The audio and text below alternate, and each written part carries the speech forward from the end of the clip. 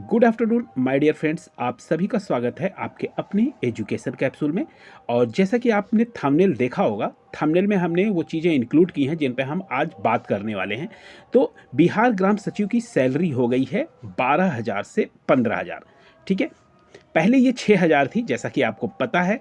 ठीक है, और बीच में ही ये खबरें आ रही थी, लेकिन हिंदुस्तान पेपर ने ये छाप दिया है कि ग्राम कचहरी सचिव का मानदेय दोगुना हो गया है, यानी 12,000 से 15,000 आपका जब भी आपकी ज्वाइनिंग होगी तो ये इतना आपको मिलेगा। ठीक है, अब यहाँ पे हम कुछ टॉपिक्स को विस्तृत रूप से हम चर्चा करेंगे इस पर। जैसे 15 फरवरी को मेरिट लिस्ट कहाँ पर देखें, फिर मेरिट लिस्ट में नाम न होने पे हमें क्या करना है, ब्लॉक से अगर आपसे पैसे मांगने का बात आ रही है तो आप क्या करें।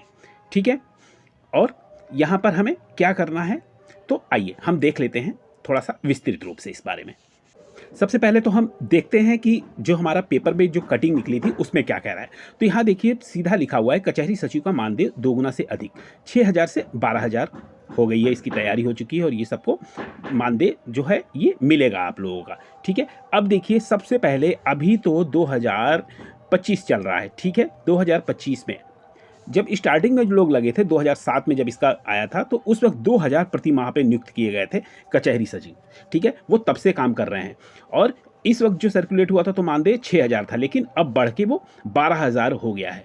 ठीक है, तो अभी कचहरी सचिव को 6,000 मानदेय दिया रहा है, यहाँ पे पूरा का पूरा यहाँ पे लिखा हुआ है। फिर कह रहे हैं पंचायती राज विभाग में ग्राम कचहरी सचिव और तकनीकी सहायता और लेखपाल सह IT सहायक का भी मानदेय, मतलब उनको भी नए सिरे से तैयार किया जा रहा है, उनका भी बढ़ने वाला है।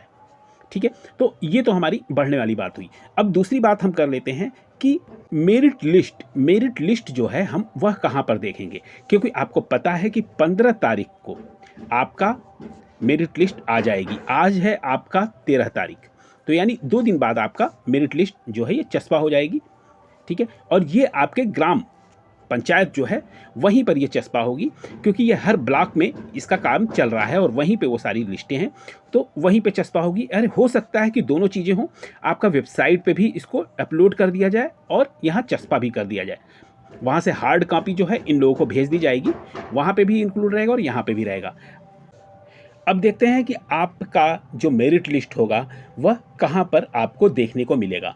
तो यहाँ देखिए, नियोजन समिति के सदस्य सचिव क्या करेंगे, 8 फरवरी से 13 फरवरी के बीच में मेगा सूची को मंजूरी दे दिए हैं, यानी आपकी मेगा सूची तैयार हो गई, यानी मेरिट लिस्ट आपकी तैयार हो गई।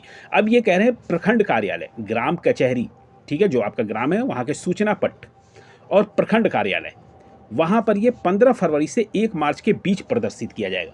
तो यहाँ पर यह देखने वाली बात है कि कहीं 15 फरवरी को भी चस्पा कर दिया जाएगा, कहीं पे 16 को किया जाएगा, इस तरह से ये करना है उन लोगों को। तो आप ये मत सोचिएगा कि अगर 15 को नहीं लगा तो नहीं आएगा, वो आएगा 15-16 ऐसे ये समय दिया गया है। तो इस बीच में आपका ये उसी में प्रदर्शित होगा, वहीं पर आपका चस्पा किया जाएगा और संभवतः यह वेबसाइट पर भी आपका अपलोड किया जाएगा। ठीक है, अब यहाँ पे बात होती है कि ये अगर भर्ती में अगर आप नहीं आते हैं, समझ लीजिए कि आपका मेरिट लिस्ट में नाम नहीं आता है, तो फिर आपको क्या करना है।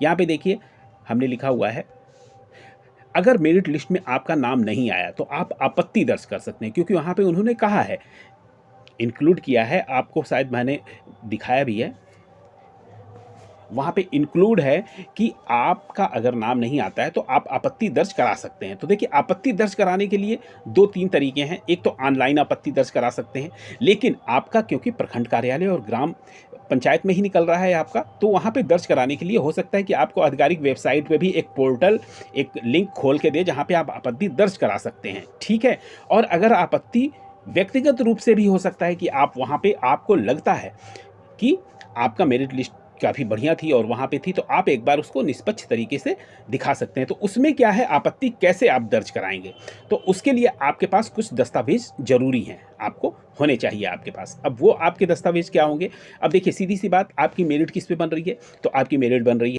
इंटरमीडिएट,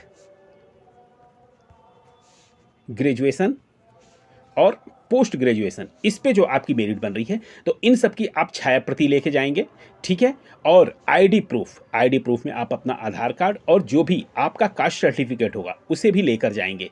ठीक है, ये सारा ले जाकर इसकी फोटोकॉपी, इसको दस्तावेज को वहाँ पे आप जमा करेंगे। ठीक है, वहाँ पे एक आपका बॉक्स या वहाँ पे बैठे होंगे कोई अधिकारी, वो लेंगे आपका ठीक है।